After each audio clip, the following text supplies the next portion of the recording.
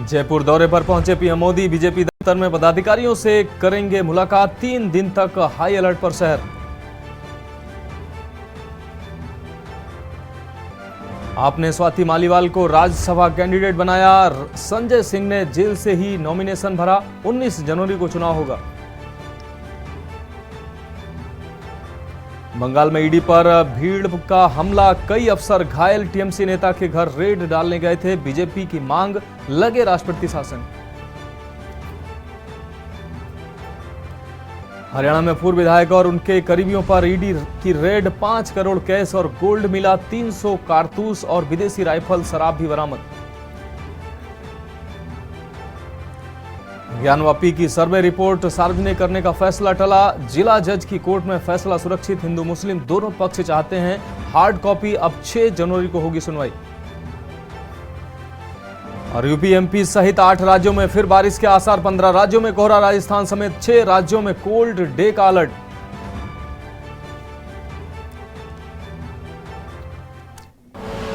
आप देख रहे हैं की न्यूज, खबरों का सारथी।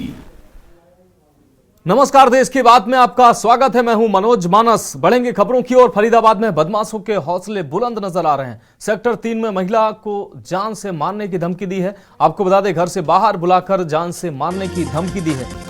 मामले का सीसीटीवी वीडियो भी सामने आया है। पुलिस ने मामले की जांच शुरू कर दी है। 2 गाड़ियों में सवार होकर आए थे बदमाश। तो मामले का सीसीटीवी फुटेज भी सामने आया है। तस्वीरें साफ तौर से आप देख सकते हैं। पुलिस ने मामले की जांच शुरू कर दी है।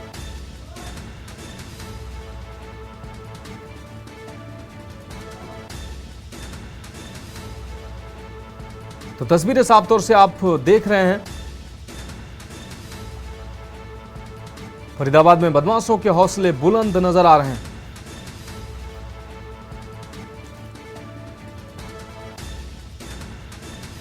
तो घटना का सीसीटीवी फुटेज भी सामने आया है। बदमाशों के हौसले। फरीदाबाद से यह तस्वीर। सेक्टर 3 में महिला को जान से मारने की धमकी दी है। तो बदमाशों के हौसले बुलंद नजर आ रहे हैं। घटना का सीसीटीवी फुटेज सामने आया है। घर से बाहर बुलाकर जान से मारने की धमकी दी है।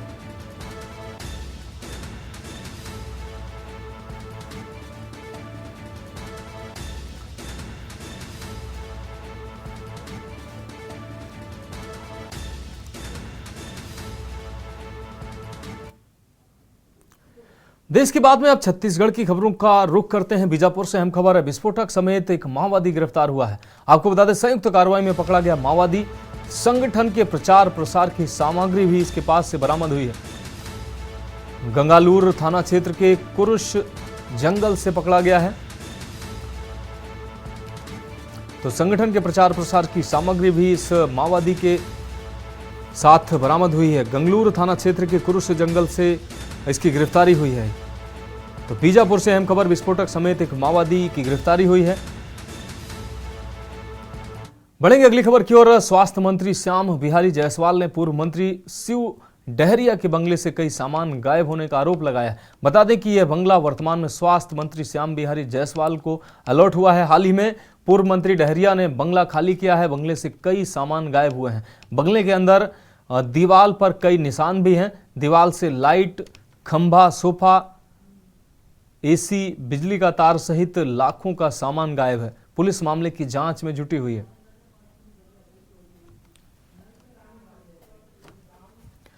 अब रुक करते हैं अगली खबर का। खबर छत्तीसगढ़ से है, जहां स्वास्थ्य मंत्री श्याम बिहारी जायसवाल के आरोपों को पूर्व मंत्री शिव डहरिया ने निराधार बताया है।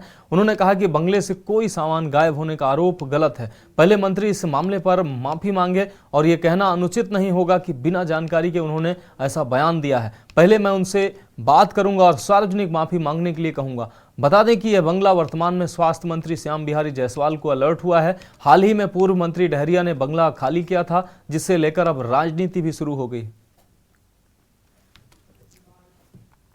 देखिए, माननीय मंत्री जी को तो सबसे पहले बयान देने के पहले पीडब्ल्यूडी विभाग से, और अगर आवश्यकता समझते तो मुझसे पूछ लेना था।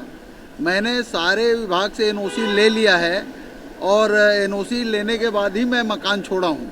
और जो मेरा व्यक्तिगत सामान है, क्या मैं अपने व्यक्तिगत सामान नहीं ले जा सकता? वहाँ जो 2-3 एसी लगे थे मेरे कमरे में, वो मैं लगाया था, टीवी मैं लगाया था। मेरा बच्चा क्रिकेट खेलता है, तो क्रिकेट का वहाँ पे जो सेट बना था वो मैंने बनवाया था, पीडब्ल्यूडी ने तो नहीं बनवाया था।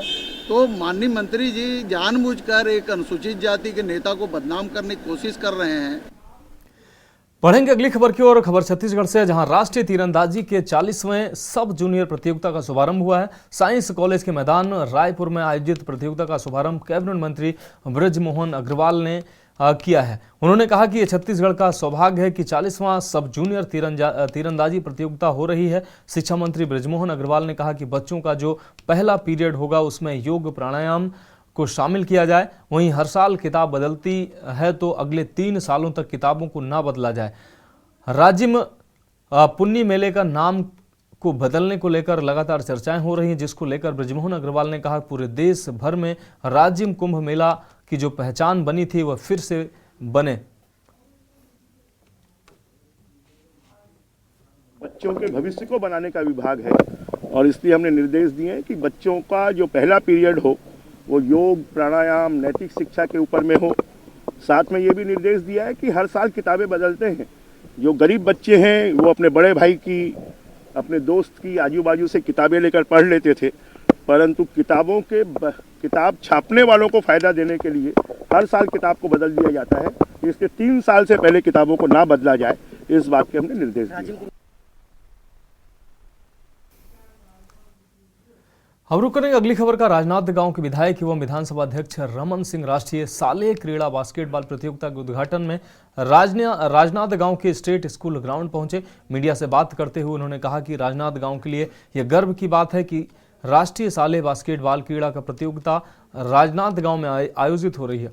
14 साल से 17 साल तक के छात्र छात्राएं इसमें हिस्सा लेंगे और यहीं से हिस्सा लेने वाले छात्र एक दिन देश का प्रतिनिधित्व करेंगे। वन विभाग में भ्रष्टाचार के मामले पर बोलते हुए रमन सिंह ने कहा कि जो भी अधिकारी भ्रष्टाचार में दोषी पाए जाएंगे उन पर कार्रवाई होगी। राष्ट्रीय शालेय क्रीड़ा प्रतियोगिता राजनांदगांव का ये आयोजन और ये 4 तारीख से 7 तारीख तक चलने वाला नेशनल बास्केटबॉल का ये आयोजन, इसमें स्कूल के बच्चे और बेटियां भी आई हैं 14 साल और 17 साल के उम्र के। ये निश्चित रूप से कल के भारत के भविष्य हैं। आज स्कूल में खेल रहे हैं, कल नेशनल टीम में ये खेलेंगे, देश का प्रतिनिधि करेंगे। राजनांदगांव को ये सौभाग्य मिला है, संस्कारधानी नगरी को, इस आयोजन को करने के लिए मैं सबको शुभकामना देता हूँ, बधाई देता हूँ। डॉक्टर साहब अब रुक करेंगे अगली खबर का। खबर छत्तीसगढ़ से है, जहां कांग्रेस संचार विभाग के प्रमुख सुशील आनंद शुक्ला ने बीजेपी को आड़े हाथों लिया है। उन्होंने कहा कि विधानसभा सत्र में सबसे बड़ा मुद्दा भारतीय जनता पार्टी के वादा खिलाफी का रहेगा। मोदी की गारंटी के नाम पर भाजपा ने जो जनता से वादा किया था वो पूरा नहीं कर रही है, इसलिए कांग्रेस विधानसभा सत्र में भारतीय जनता पार्टी के वादा खिलाफी का मुद्दा जोर शोर से विधानसभा सत्र में उठाएगी। संचार प्रमुख ने कहा कि कांग्रेस पार्टी लोकसभा चुनाव मोदी जी के वादा खिलाफी के आधार पर लड़ा जाएगा। उन्होंने कहा कि 100 दिन में महंगाई कम करने की बात, 2 करोड़ युवाओं को रोजगार देंगे, किसानों की आय दोगुनी होगी, महिलाओं की स्थिति सुधरेगी, अच्छे दिन आएंगे। इस सब मुद्दों को लेकर कांग्रेस पार्टी जनता के बीच में जाएगी। 2023 के विधानसभा चुनाव में भारतीय जनता पार्टी ने जनता से वादा किया था कि उनकी सरकार बनते ही महतारी वंदन योजना का लाभ महिलाओं को मिलना चालू हो जाएगा दिसंबर से ही।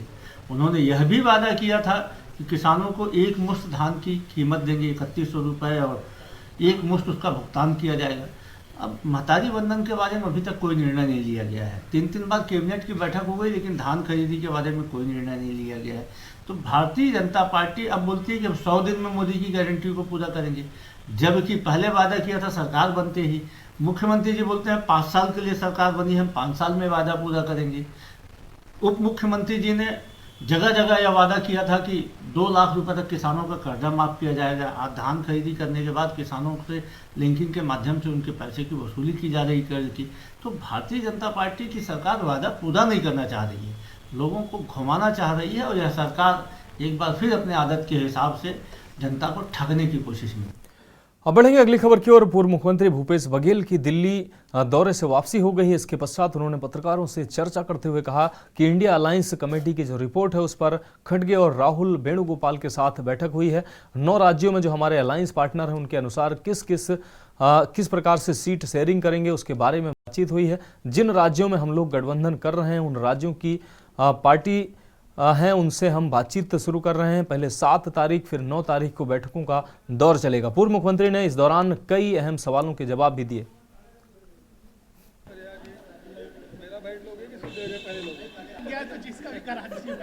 पूरी सहानुभूति है अजय जी पर। हम तो सोच रहे थे उसको मंत्रिमंडल में लेंगे, लेकिन उसको तो दूध की मक्खी की तरह निकाल के फेंक दिए। और ऐसे बहुत सारे सीनियर नेताओं के साथ हुआ है। तो मुझे तो अजय जी के साथ पूरी सहानुभूति पहले भी थी, अब भी है। ये तो सब करेंगे। इनके समय में जो हड़ताल हुए थे, लोगों की मृत्यु भी हुई है ना, वो सारे कुछ होते रहे। मैं तो पहले भी बोला था, इधर कमल में बटन दबाओ, उधर अडानी का फायदा होगा। अब मैं जब बोलता हूँ तो कोई चैनल चलाएगा नहीं, मुझे पता है। चलाएगा क्या? मैं तो पूरे आम सभा में बोला, जितना चुनावी सभा सब में बोला हूँ। लेकिन भाई जनता ने जो जनादेश दिया है उसके हिसाब से अब जो सरकार में है उनसे सवाल पूछा जाने, मुझसे क्यों पूछ रहे हैं सवाल? अब रुक करेंगे अगली खबर का। छत्तीसगढ़ भाजपा के प्रदेश प्रभारी ओम माथुर आज रायपुर पहुंचे। इस दौरान उप मुख्यमंत्री अरुण साव और विजय शर्मा ने उनका स्वागत किया। ओम माथुर कल प्रदेश मंत्रियों, प्रदेश पदाधिकारियों और विधायकों की बैठक लेंगे। रायपुर पहुंचने पर उन्होंने मीडिया से बात करते हुए बताया कि भाजपा की सरकार अपने वादे पूरे करने आई है। हमने पहले ही कहा था कि सरकार बनते ही हम फैसला लेना शुरू कर देंगे। साथ ही वो माथुर ने कहा कि यह जनकल्याण की सरकार है, छत्तीसगढ़ को आगे बढ़ाने वाली सरकार है। हम विचार विमर्श करके आगे भी फैसला लेंगे। वहीं ओम माथुर ने कहा कि राहुल गांधी की भारत जोड़ो न्याय यात्रा को लेकर तंज कसते हुए कहा कि राहुल गांधी की यात्रा से कोई फर्क नहीं पड़ता। पहले भी बहुत सी यात्राएं हुई हैं, पहले भारत जोड़ो यात्रा निकाली, अब न्याय यात्रा निकाल रहे हैं। माथुर ने कहा कि राहुल गांधी पहले अपने खुद के साथ न्याय करें। 65 साल तक इस खानदान ने देश को लूटा है। कार आई काय के लिए हमने कहा था ना, जब आप पहला ध्यान दोगे, हमने पहला प्रधानमंत्री आवास योजना का जो आंदोलन किया उस दिन हमने निर्णय कहा था कि सरकार जिस दिन बनेगी उसी दिन से फैसले शुरू होंगे। ये जन कल्याण की सरकार है, गरीबों के कल्याण की सरकार है, छत्तीसगढ़ को आगे बढ़ाने की सरकार है। हर विषय में निरंतर विचार विमर्श करके फैसले लेते रहे। ये राहुल गांधी की यात्रा छत्तीसगढ़ भी आने वाली है, उससे कोई फर्क नहीं पड़ता। बहुत यात्रा जोड़ी, पहले भारत जोड़ा, अभी न्याय यात्रा। किसके साथ न्याय करना चाहते हो? पहले अपने खुद के साथ न्याय करें कि जनता उनके बारे में क्या सोच रही है। वो पहले स्वयं 65 साल तक इस देश को इस खानदान ने लूटा है। देश के बाद में अब उत्तर प्रदेश की खबरों का रुख करते हैं। अयोध्या में 22 जनवरी को होने वाली प्राण प्रतिष्ठा समारोह के लिए पूरी राम नगरी में सख्त पहरा रहेगा। इसके लिए आईबी रॉ के साथ साथ आर्टिफिशियल इंटेलिजेंस की मदद ली जाएगी। पुलिस ने इसको लेकर पूरा डेटाबेस तैयार कर लिया है। हर आने जाने वाले पर कड़ी निगरानी रखी जाएगी। साथ ही सीसीटीवी कैमरे और ड्रोन के जरिए नजर रखी जाएगी। प्राण प्रतिष्ठा के दिन करीब 8 से 10 हजार अतिथि अयोध्या पहुंचेंगे। व्यवस्था बनाने के लिए सभी के आमंत्रण पत्र पर QR कोड दिया गया है। बिना किसी परेशानी के, बिना किसी रुकावट के लोग मुख्य स्थल तक पहुंच सकें, इसके इंतजाम किए जा रहे हैं। अयोध्या को पूरी तरह से छावनी में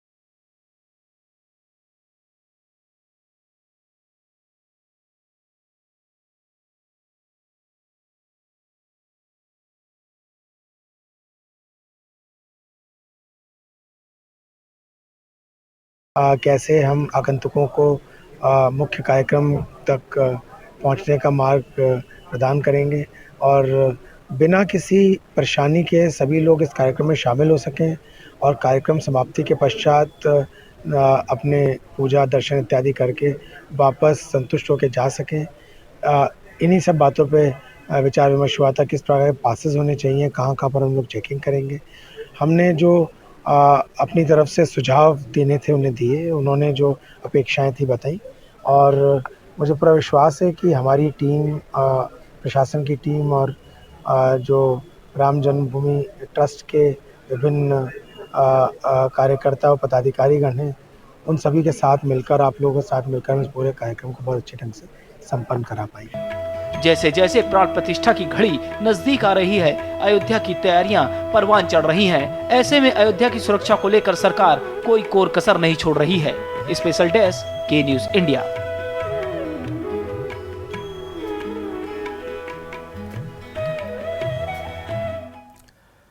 तो देश की बात में वक्त एक ब्रेक का है, जल्द हाजिर होंगे। आप देख रहे हैं के न्यूज, खबरों का सारथी। ब्रेक के बाद देश की बात में एक बार फिर से आपका स्वागत है। बढ़ेंगे खबरों की ओर। आकाशगंज से अहम खबर है, इंस्पेक्टर को गोली मारने में 4 आरोपी गिरफ्तार हुए हैं। 2 पक्षों के विवाद की सूचना पर पहुंचे थे इंस्पेक्टर। पुलिस के सामने ही दोनों पक्षों ने चलाई गोलियां। इंस्पेक्टर हरिभान सिंह राठौर को लगी थी एक गोली। 14 नामजद सहित 19 पर FIR दर्ज हुई। आपको बता दें 4 पर किया था 25-25 हजार का इनाम घोषित। पुलिस ने 4 नामजद आरोपियों को गिरफ्तार किया है। सिकंदरपुर वेस्ट के नरपत गांव का ये पूरा मामला है। तो कासगंज से ये अहम खबर आपको दिखा रहे हैं। 4 पर 25-25 हजार का इनाम भी घोषित किया गया था पुलिस की तरफ से।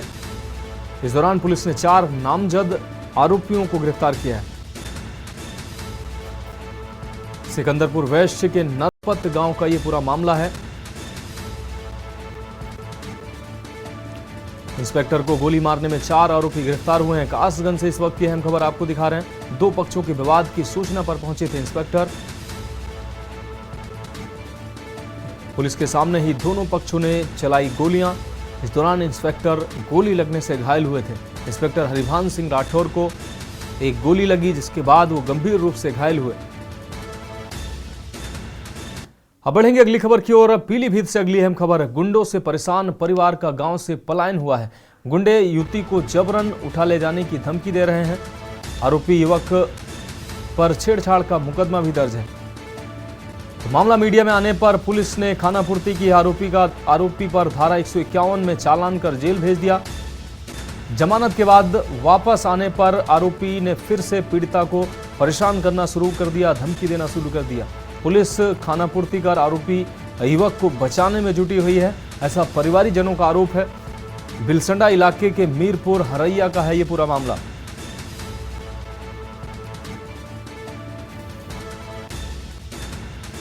तो पुलिस खानापूर्ति कर आरोपी को बचाने में जुटी हुई है, ये आरोप है परिवारीजनों का। बिलसंडा इलाके के मीरपुर हरैया गांव का ये पूरा मामला है। तो पीलीभीत से अहम खबर आपको दिखा रहे। गुंडों से परेशान परिवार का गांव से पलायन हो रहा है। दबंग गुंडे युवती को जबरन उठा ले जाने की धमकी दे रहे हैं। इस दौरान आरोपी युवक पर छेड़छाड़ का मुकदमा भी दर्ज हुआ है।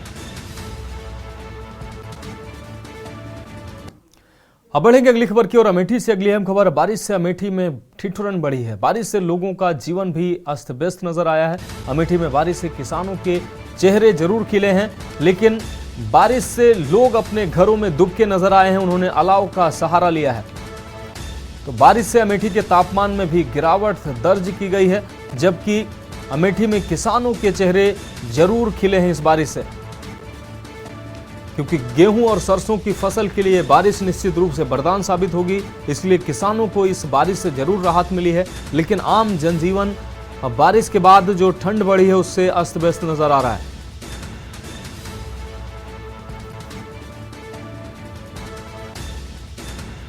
बारिश से लोगों का जीवन अस्त व्यस्त हुआ है। आपको बता दें, किसानों को जरूर इस बारिश से फायदा हुआ है। किसानों के चेहरे खिले हैं इस बारिश से। उनकी फसलों के लिए ये बारिश फायदेमंद है। वहीं अमेठी के आम जनजीवन की अगर बात की जाए तो बारिश के बाद जो सर्दी और ठिठुरन बढ़ी है उससे आम जनजीवन बेहाल नजर आया। घरों में लोग कैद नजर आए और अलाव का सहारा लेते नजर आए।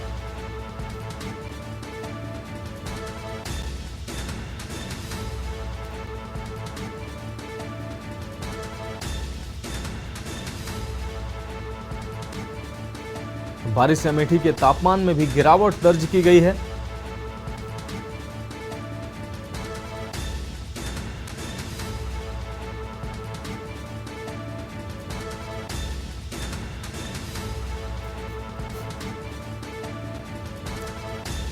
अमेठी में बारिश से किसानों के चेहरे खिले हैं।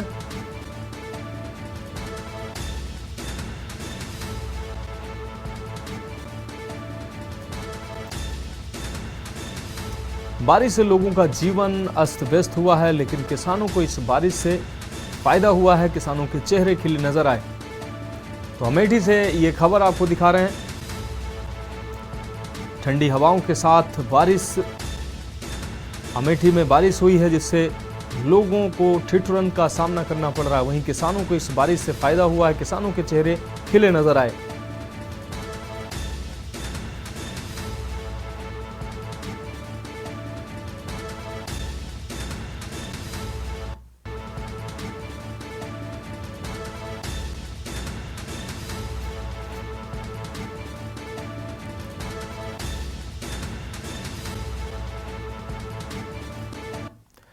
अब बढ़ेंगे अगली खबर की ओर। हमीरपुर से खबर है। मंदिर में चोरी करने वाले 4 सातिर गिरफ्तार हुए हैं। आपको बता दें 24 घंटे में पुलिस ने चोरी का खुलासा किया है।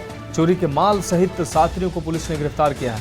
मुस्कुरा के इमलिया तिराहे से ये गिरफ्तारी हुई है। तो 24 घंटे में पुलिस ने खुलासा किया है चोरी की इस वारदात का। चोरी के माल सहित साथियों को पुलिस ने पकड़ा है। मुस्कुरा के इमलिया तिराहे से ये गिरफ्तारी हुई है।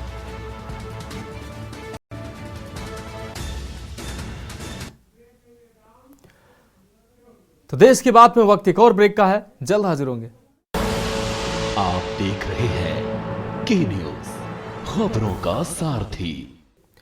ब्रेक के बाद एक बार फिर से देश की बात में आपका स्वागत है। अगली खबर बहराइच से है, जहां जनपद के मिहीपुरवा नगर पंचायत में रेलवे क्रॉसिंग के पास दुकानों के सामने लगी टीन शेड व गुमटी पर हथौड़ा चला है। आपको बता दें हथौड़ा चलाकर अतिक्रमण हटवाया गया है। रेलवे की तरफ से ये अतिक्रमण हटाया गया। प्रभारी निरीक्षक railway protection force Bahraich Shyamraj द्वारा बताया गया कि विभाग द्वारा किराए हेतु आवंटित भूमि व मकान को छोड़कर दुकानदारों द्वारा अतिरिक्त कब्जा हटाने के लिए नोटिस जारी किया गया था, जिसमें निर्धारित समय पर किराएदारों द्वारा अतिक्रमण न हटाए जाने पर कार्रवाई की गई है। वहीं दुकानदारों का कहना है कि प्रशासन द्वारा किसी प्रकार का कोई नोटिस नहीं जारी किया गया है, जबकि उनकी दुकानें लगभग कई दशकों से संचालित हैं। इस मौके पर प्रभारी निरीक्षक रेलवे बहराइच श्यामराज, उप निरीक्षक railway Nanpara Dhanwant Yadav, senior section engineer Mihipurwa Parshuram Raj, senior section engineer Nanpara A K. Pathak समेत प्रशासनिक अमले सहित स्थानीय लोग मौजूद रहे। अब बढ़ेंगे अगली खबर की ओर। उत्तर भारत के कई राज्य घने कोहरे की चपेट में हैं। वहीं मौसम विभाग के मुताबिक यूपी के कई जनपदों में अभी घने कोहरे और ठिठुरन से निजात मिलने की उम्मीद कम ही नजर आ रही है। आपको बता दें कि जनपद सीतापुर और आसपास के कस्बों में सुबह और देर रात कोहरे ने आफत बढ़ा दी है। सुबह के काम जो है वो बुरी तरह से प्रभावित हो रहे हैं। लोग देर से दफ्तर और प्रतिष्ठानों पर पहुंच रहे हैं। अब ये धीरे धीरे हल्का कोहरा होगा, लेकिन गलन ज़्यादा परेशान करेगी। वहीं अगर बात करें सड़कों, एक्सप्रेसवे और हाईवे की, तो इनका निश्चित रूप से बुरा हाल है। अधिकतर वाहन सुरक्षित स्थानों पर खड़े नजर आ रहे हैं, जबकि बहुत जरूरी वाहन ही रेंगते नजर आए।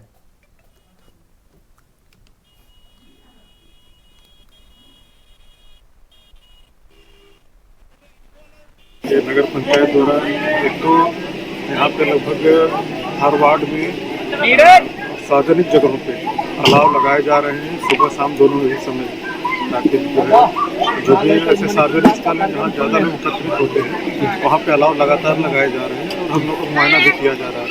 और इसके अलावा हमारा रैन बसेरा भी बनाया गया है कि जो ऐसे लोग यहाँ देख सके, मान लीजिए यहाँ व्यापार के उद्देश्य से या किसी कारणवश नहीं पाए अपने गंतव्य तक, तो वहाँ पर बढ़ेंगे अगली खबर की ओर। पीलीभीत में धार्मिक स्थल में चल रहे निर्माण कार्य को अवैध बताते हुए एसडीएम की अगुवाई में टीम ने ध्वस्त करवा दिया। इसकी सूचना मिलने पर विभिन्न संगठनों से जुड़े तमाम लोग मौके पर पहुंच गए और विरोध करना शुरू कर दिया। अफसरों से काफी देर तक वार्ता चली लेकिन हल नहीं निकला, जिसके बाद आक्रोशित लोगों ने टनकपुर हाईवे जाम कर नारेबाजी शुरू कर दी। आवागमन पूरी तरह से ठप रहा। महिलाएं भी दरी बिछाकर हाईवे पर बैठ गई। हिंदू जागरण मंच समेत कई संगठनों से जुड़े कार्यकर्ता आए और कार्रवाई को गलत बताकर विरोध करते नजर आए। यही नहीं, हिंदूवादी संगठन और मोहल्ले के निवासियों ने सड़क पर दरी बिछाकर बैठ गए और टनकपुर हाईवे जाम कर दिया।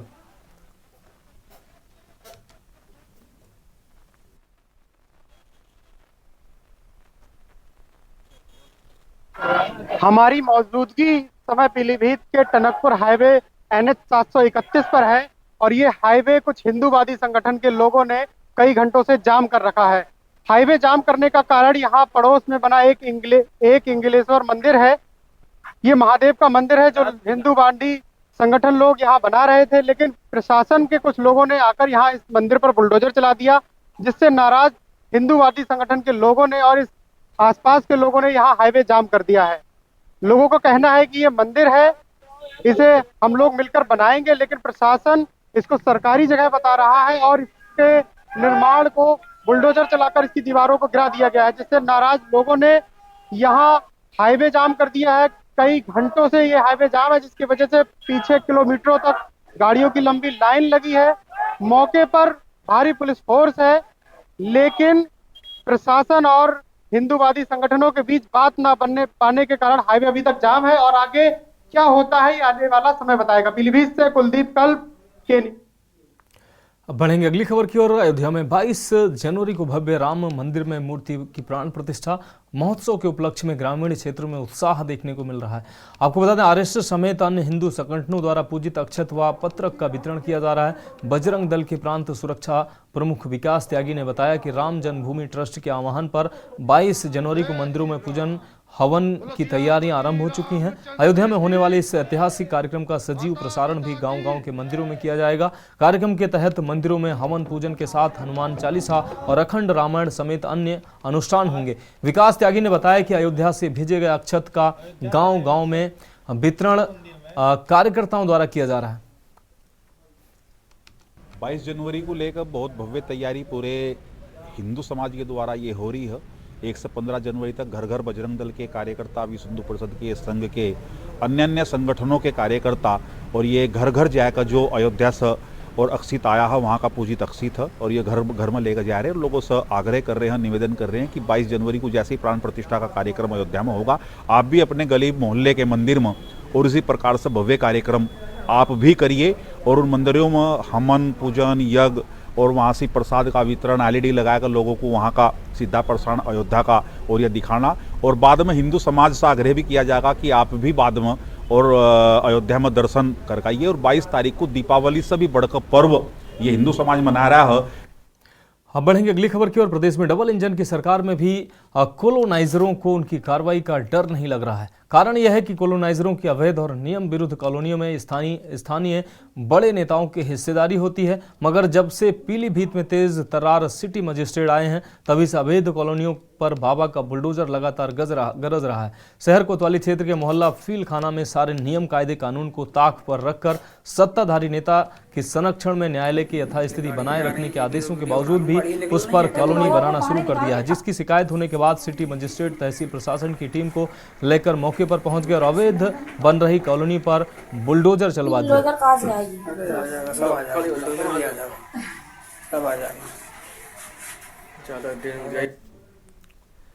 अब रुक करेंगे अगली खबर का। पीलीभीत के नामचीन होटलों में शुमार रॉयल किंगडम रिजॉर्ट में कुछ दिनों पहले सहायक खाद्य अधिकारी शशांक त्रिपाठी ने किचन निरीक्षण किया था और यहां के पनीर का नमूना जांच के लिए लखनऊ भेजा था। जांच में पनीर का नमूना घटिया क्वालिटी का पाया गया है, जिसके बाद अपर जिलाधिकारी न्यायालय के द्वारा होटल के स्वामी पर 50,000 और पनीर सप्लाई करने वाले फार्म पर 2 लाख रुपए का जुर्माना लगाया गया है। फूड सैंपल फेल होने पर 2.5 लाख का जुर्माना लगाया गया है। इस तरह शहर के नामी गिरामी होटल और रिसोर्ट के फूड सैंपल फेल होने के बाद लोगों का इन पर से भरोसा उठता नजर आ रहा है।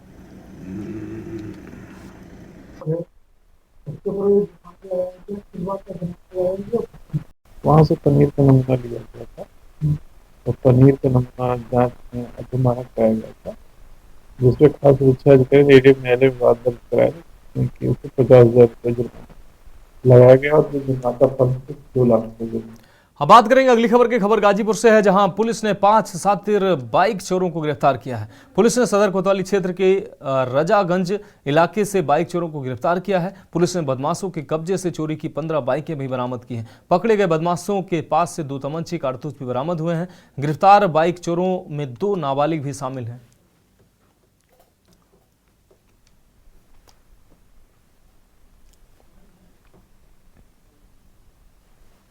विगत दिनों जनपद गाजीपुर में जो मोटर बाइक हैं, इनकी चोरियों में थोड़ी वृद्धि प्रतीत हो रही थी। इसी परिप्रेक्ष्य में हमारी सभी थानों की टीमें और स्वाट सर्वेलेंस भी लगी हुई थी। इसी क्रम में कल थाना कोतवाली पुलिस को और स्वाट सर्वेलेंस को एक सफलता प्राप्त हुई थी कि इनके द्वारा 5 वाहन चोरों को गिरफ्तार किया गया, जिनकी निशानदेही पर 15 मोटरसाइकिलें बरामद हुई हैं। इनमें से 5 मोटरसाइकिल विभिन्न अपराधों से कनेक्टेड हैं। बाकी का प्रयास किया जा रहा है और जो अपराधी पकड़े गए हैं उनमें 2 बाल अपचारी हैं। बाकी जो 3 अपराधी पकड़े गए हैं, इनका वृद्ध आपराधिक इतिहास है। पूर्व में भी इनके द्वारा इस तरह की घटनाओं को कारित किया गया है तथा गैंगस्टर इत्यादि की भी कार्रवाई की गई है। ये एक अच्छी उपलब्धि है कोतवाली पुलिस की और निश्चित रूप से उम्मीद है कि इन अपराधियों के जेल जाने से इस तरह की घटनाओं में कमी आएगी। अब रुक करेंगे अगली खबर का। खबर अम्बेडकर नगर से है, जहां आगामी 22 जनवरी को रामलला की प्राण प्रतिष्ठा को लेकर अम्बेडकर नगर में भव्य रूप से तैयारियां शुरू हो चुकी हैं। नगर के वीएन इंटर कॉलेज में अक्षत कलश यात्रा कार्यक्रम का आयोजन किया गया, जिसमें मुख्य अतिथि के रूप में संघ के सह प्रांत प्रचारक संजय व अन्य साधु संत द्वारा श्री राम जी की प्रतिमा पर दीप प्रज्वलित कर कार्यक्रम का शुभारंभ किया गया। राष्ट्रीय स्वयंसेवक संघ और क्षेत्रवासियों द्वारा बीएन इंटर कॉलेज से कई हजारों की संख्या में अक्षत कलश यात्रा निकाली गई। इस अक्षत कलश यात्रा में 141 कलश रखे गए, जिसे मातु शक्तियों द्वारा अपने सर पर कलश रखकर रोडवेज पटेल तिराहा भीमराव अम्बेडकर प्रतिमा से कचहरी रोड को होकर 4 किलोमीटर की यात्रा की गई।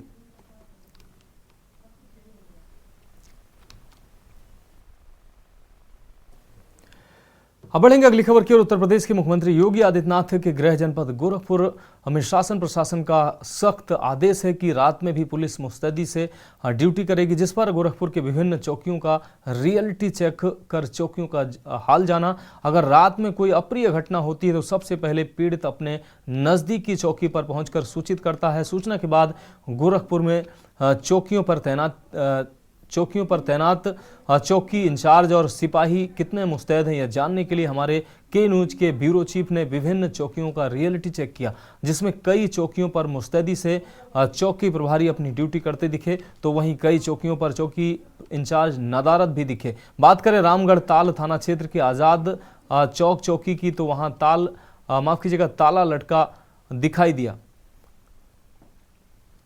और यहाँ के चौकी इंचार्ज साहब यहाँ हमेशा नदारत ही दिखाई देते हैं और आपको मैंने पहले भी बता चुका।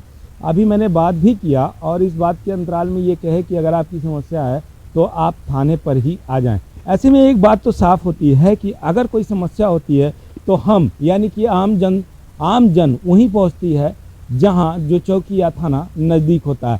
फिलहाल के न्यूज़ की पड़ताल में आज़ाद नगर चौकी ये जो है यहाँ तालाबंद है, आपको एक बार फिर से दिखाएंगे, और ये हमारी पड़ताल में पूरी तरह से फेल नज़र आती है, क्योंकि चौकी पे अगर चौकी इंचार्ज नहीं है तो यहाँ सिपाही तो होना ही चाहिए, जो कि आम जन समस्या को सुनने के लिए मौजूद हों। अब बढ़ेंगे अगली खबर की। उत्तराखंड में यूनिफॉर्म सिविल कोड लागू करने को लेकर चर्चा तेज हो गई है। माना जा रहा है कि लोकसभा चुनाव से पहले सरकार राज्य में इसे लागू कर सकती है। राज्य के वित्त मंत्री प्रेमचंद अग्रवाल ने संकेत भी दिए हैं कि सरकार इसी महीने ही यूनिफॉर्म सिविल कोड को लेकर अहम कदम उठा सकती है। जानकारी के मुताबिक उत्तराखंड सरकार विधानसभा के 2 सत्र आयोजित करेगी। जनवरी में उत्तराखंड विधानसभा का विशेष सत्र बुलाया जाएगा, जिसमें धामी सरकार 10% राज्य आंदोलनकारी आरक्षण बिल पेश करेगी, और तो वहीं यूसीसी का बिल भी पेश कर सकती है। सदन में यदि सरकार इन दोनों बिलों को पारित कराती है तो यह धामी सरकार का बड़ा मास्टर स्ट्रोक माना जाएगा। बताया जा रहा है कि धामी सरकार जल्द से जल्द सत्र आयोजित करना चाह रही है। 22 जनवरी को अयोध्या में राम मंदिर में भगवान श्री राम की प्राण प्रतिष्ठा होनी है। उसके बाद उत्तराखंड में विशेष सत्र आयोजित किया जा सकता है।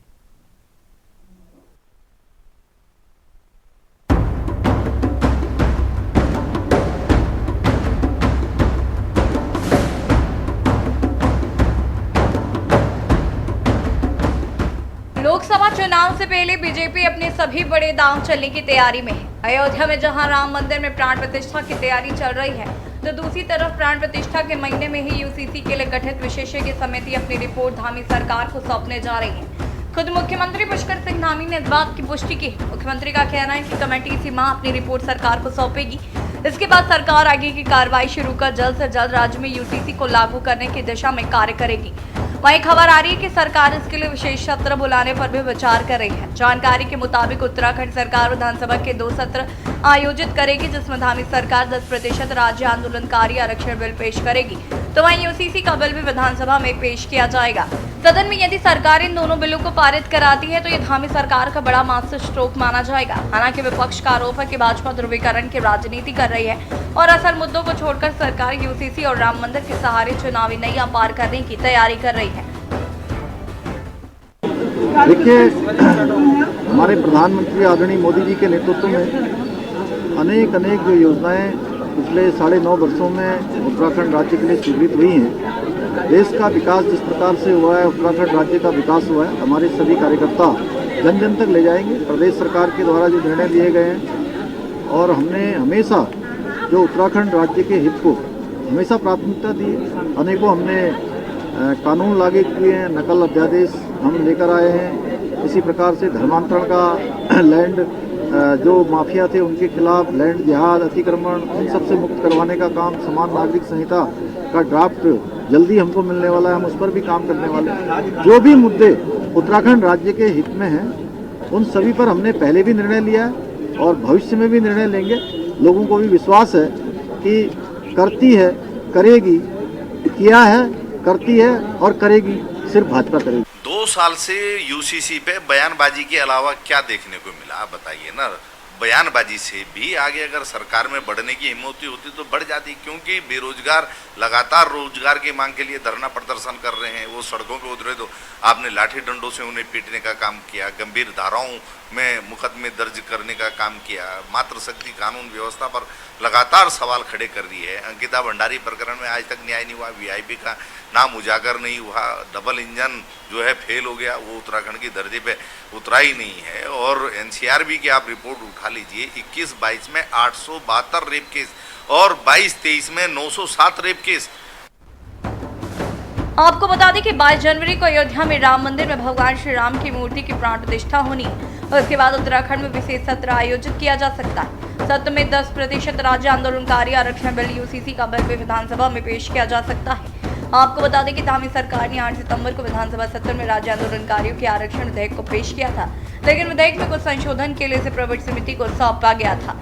इस समिति ने 9 नवंबर 2023 को अपनी रिपोर्ट विधानसभा अध्यक्ष ऋतु खंडूरी को सौंप दी है, जिसके बाद अब मांग की जा रही है कि जल्द ही विशेष सत्र बुलाकर राज्य आंदोलनकारियों की इस मांग को पूरा किया जाए। वहीं सरकार भी अब राज्य आंदोलनकारियों की इसी मांग को पूरा करने की तैयारी में लगी हुई है। हालांकि विपक्ष का कहना है कि सरकार राज्य आंदोलनकारियों के प्रति गंभीर नहीं है। कांग्रेस से मांग की है कि तत्काल राज्य आंदोलनकारियों की इस मांग को पूरा किया जाना चाहिए। आंदोलनकारियों के प्रति कभी गंभीर नहीं रही। सरकार ने उनके हितों में कुठाराघात करने का काम किया, आज भी वही काम कर रही है। वोट के निर्देश के बाद भी अभी तक जो आरक्षण मिलना चाहिए आंदोलनकारियों को, आंदोलन नहीं मिला। उनके अधिकारों का हनन सरकार कर रही है, उनकी भावनाओं में कुठाराघात कर रही है। जहाँ तक 10% क्षेत्रीय आरक्षण का विषय है राज्य आंदोलनकारियों का, सरकार बहुत गंभीर है। राज्य के मुख्यमंत्री पुष्कर सिंह धामी जी ने राज्य के आंदोलनकारियों को विश्वास दिलाया है कि उन्हें 10% क्षेत्रीय आरक्षण दिया जाएगा। विधानसभा ने इसको जो समिति को छोड़ो, जो प्रवर समिति है उसको दिया हुआ है। अब परामर्श समिति के जो अध्यक्ष हैं उनका एक बयान आया है कि शीघ्र ही जब विधानसभा प्रारंभ होगी तो उसमें उसको रखा जाएगा और विधानसभा में जब वो आएगा तो हम उसको पास करना चाहते हैं।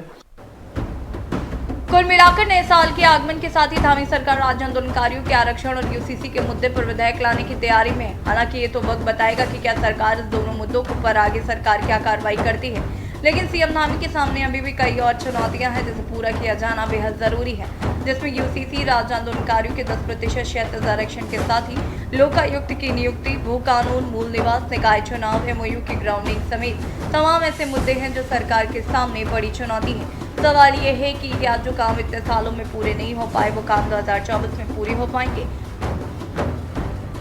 Uttarakhand desk report. तो देश की बात में एक और ब्रेक के लिए रुकते हैं, जल्द हाजिर होंगे। आप देख रहे हैं के न्यूज, खबरों का सारथी। ब्रेक के बाद एक बार फिर से देश की बात में आपका स्वागत है। रुक करेंगे खबरों का। 5 से 9 जनवरी तक देहरादून के परेड मैदान में होने वाले राज्य स्तरीय युवा महोत्सव का मुख्यमंत्री पुष्कर सिंह धामी आज शाम शुभारंभ करेंगे। शुभारंभ उन्होंने किया। इस दौरान वह युवा महोत्सव कार्यक्रम स्थल पर फोटो गैलरी एवं विभिन्न स्टॉलों का भी उन्होंने भ्रमण किया।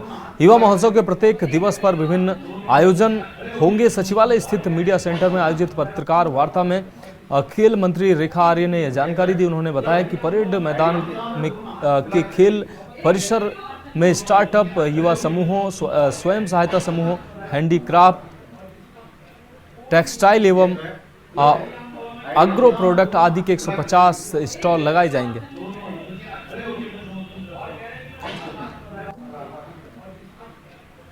यानी कि 5 जनवरी से हम लोग राज्य स्तरीय युवा महोत्सव को सेलिब्रेट करने जा रहे हैं और यह युवा महोत्सव माननीय मुख्यमंत्री जी के कर कमलों से परेड ग्राउंड में शाम को 6 बजे से प्रारंभ होगा। ये 5 दिनों तक चलने वाला युवा महोत्सव है जिसमें हमारे। अब बढ़ेंगे अगली खबर की ओर। किसानों की विभिन्न समस्याओं को लेकर भारतीय किसान यूनियन टिकैत के बैनर तले सैकड़ों की संख्या में किसान हाथों में गन्ने की फसल लेकर रुड़की के मिलिट्री चौक से तहसील परिसर तक पैदल मार्च करते नजर आए। आपको बता दें, सरकार पर किसानों की अपेक्षा करने का उन्होंने आरोप भी लगाया। साथ ही रुड़की में भारतीय किसान यूनियन के टिकैत के गढ़वाल मंडल अध्यक्ष संजय चौधरी के नेतृत्व में सैकड़ों किसानों ने मिलिट्री चौराहे से एसडीएम चौक तक हाथों में गन्ना लेकर पैदल मार्च निकाला। किसानों ने ज्वाइंट मजिस्ट्रेट को ज्ञापन देकर धरना खत्म किया। लेकिन ये उत्तराखंड के किसानों का दुर्भाग्य कि आज तक किसानों के गन्ने का मूल्य घोषित नहीं करा। किसान 2 महीने से उधार में मिल में पड़ा गन्ना डाल रहा है, उसे यही नहीं पता कि क्या रेट किसान को उसकी फसल का मिलेगा। जबकि अगर बाजार में एक व्यापारी ने पानी भी खरीदा तो उसका भी 5 रुपए कीमत या 10 रुपए तय कर दी। ये हम कहना चाहते हैं आगे सरकार को कि महंगाई को देखते हुए जल्दी से जल्दी गन्ने का मूल्य 500 रुपए कुंटल घोषित करे, नहीं तो किसान, मजदूर, देश की जनता इसी तरीके से सड़कों पोतरों को आंदोलन करती रहेगी। आज गन्ने हाथ में लेके आप लोग पहुंचे हैं क्या? हाँ जी, आज हम ये संकेत देना है। इसके बाद में अगला बड़ा कार्यक्रम होगा। अगर सरकार नहीं चेती, सरकार ने गन्ना मूल्य 500 रुपए नहीं करे तो उसके बाद लगातार पूरे जनपद में किसान सड़कों पोतर का इसी तरीके से प्रदर्शन करेंगे। अब बढ़ेंगे अगली खबर की ओर। नैनीताल से खबर है। वेंडर जोन चयन को लेकर नगर पालिका सभागार में अधिशासी अधिकारी आईएएस राहुल आनंद की अध्यक्षता में टाउन वेडिंग कमेटी की बैठक आयोजित की गई। इस दौरान वेंडर जोन स्थल के चयन को लेकर विचार विमर्श किया गया। अधिशासी अधिकारी राहुल आनंद ने कहा कि मार्च के अंत तक कमेटी के सुझावों के बाद वेंडर जोन का चयन कर पंत पार्क व अन्य स्थलों के फड़ संचालकों को चयनित स्थल पर विस्थापित कर दिया जाएगा। अधिशासी अधिकारी राहुल आनंद ने कहा कि हाईकोर्ट के निर्देशों के अनुसार पंत पार्क से वेंडर जोन को अन्य जगह स्थानांतरित किया जाना है, जिसको लेकर पालिका की टीम द्वारा 7 स्थलों का चयन किया गया है। बैठक हुई, उसमें सभी जो स्टेक होल्डर्स थे आए, उन्होंने उसके सुझाव सुने गए। उसके ऊपर जो हमारा आज का मेन मुद्दा यही था कि हमें जो स्थल हैं वो डिसाइड करने हैं। इसके पूर्व में भी 2018 में एक बार कमेटी की बैठक हुई थी, उस समय 4 स्थल जो प्रपोज किए गए थे, तो उस स्थल पे ही हमारी ये थी कि आज हम उस स्थल पे एक सहमति बनाई कि हाँ, क्या वो स्थल पे जो हमारे चिन्हित 121 लोग जो हैं वो उनको वहाँ पे शिफ्ट किया जा सकता है या नहीं किया जा सकता। तो उसके ऊपर ही जो है टाउन वेंडिंग कमेटी के ऊपर जो है वोटिंग की गई है आज, और इसके रिजल्ट्स हम आपको जल्दी बता देंगे जैसा भी उसमें होता है। और ये हमारा ये इसमें फिक्स रहा है कि हम अगली बैठक जो है जल्द इसी महीने के आखिर में करेंगे, और उसमें इस पे जैसे उनके कुछ आपत्तियां या हम जो हमारे कुछ नए भी जो स्थल हैं वो चिन्हित किए गए, उनके ऊपर भी सुझाव होंगे और डिटेल्ड में होंगे। जैसा कि उनका कहा गया था कि कुछ व्यवसायी जो हैं वो मर चुके हैं या हो चुके हैं, तो उसके रिवीजन के लिए एक सब कमेटी का गठन किया गया है। रुक करेंगे अगली खबर का। मुख्यमंत्री पुष्कर सिंह धामी ने सचिवालय में उद्योग विभाग की समीक्षा बैठक ली। इस दौरान उन्होंने अधिकारियों को निर्देशित किया कि डेस्टिनेशन उत्तराखंड इन्वेस्टर समिति के तहत हुए करारों की ग्राउंडिंग के लिए और तेजी से कार्य किए जाएं। मुख्यमंत्री ने कहा कि राज्य के युवाओं को रोजगार और स्वरोजगार से जोड़ना राज्य सरकार की शीर्ष प्राथमिकता है। डेस्टिनेशन उत्तराखंड के तहत हुए करारों की ग्राउंडिंग के लिए संबंधित विभागों द्वारा किए गए कार्यों का प्रस्तुतिकरण के माध्यम से पूरा ब्यौरा देने के निर्देश भी मुख्यमंत्री ने दिए। उन्होंने कहा कि औद्योगिक संस्थानों में राज्य के युवाओं को अधिक से अधिक रोजगार के अवसर मिल सके, इसके लिए रोजगार मेलों का आयोजन किया जाए।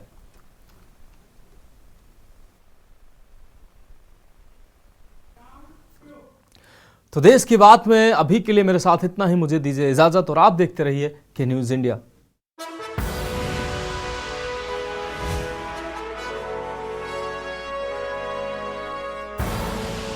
आप देख रहे हैं के न्यूज, खबरों का सारथी।